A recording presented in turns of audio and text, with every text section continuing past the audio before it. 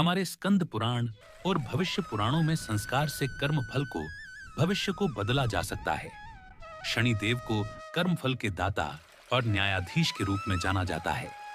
एक बार संतोषी माता ने अपने पिता श्री गणेश से पूछा, क्या शनिदेव की दृष्टि से बुरा प्रभाव पड़ता है? गणेश जी ने कहा, हाँ, शनि की दृष्टि को अशुभ माना जाता है, लेकिन वे कर्मों के आधार पर फल देते हैं। शनिदेव की उत्पत्ति।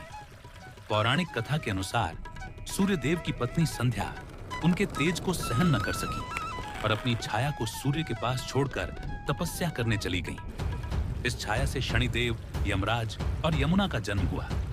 शनि का स्वरूप गहरा नीला या काला, गंभीर स्वभाव और गिद्ध पर सवार माना जाता है। उनके हाथ में धनुष, बाण, त्रिशूल और वरमुद्रा होती है। शनि और सूर्य के बीच तनाव रहा, क्योंकि सूर्य ने शनि के गहरे रंग और स्वभाव को कम आंका। शनि ने तपस्या कर भगवान शिव से आशीर्वाद प्राप्त किया और कर्मों के हिसाब किताब का दायित्व संभाला। शनि का प्रभाव। शनि की 7.5 और ढैया कठिन समय लाती है, लेकिन ये व्यक्ति को धैर्य, अनुशासन और आत्मनिरीक्षण सिखाती है। शनि न पक्षपात करते हैं, न अनावश्यक दंड देते हैं। उनका उद्देश्य सत्य और मेहनत का पाठ पढ़ाना है। पुत्री संतोषी ने कहा कि पिताजी, क्या शनिदेव की दृष्टि से सत्य भी नहीं बच पाया है? तब श्री गणेश ने सत्यवादी राजा हरिश्चंद्र की कथा सुनाई।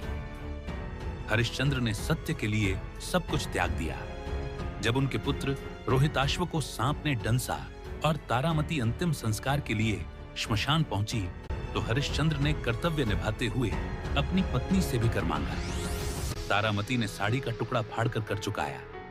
तभी विश्वामित्र प्रकट हुए और बताया कि यह सत्य की परीक्षा थी, जिसमें हरिश्चंद्र सफल हुए। रोहिताश्व जीवित हो गए और राजा को उनका राज्य वापस मिला। शनि का महत्व।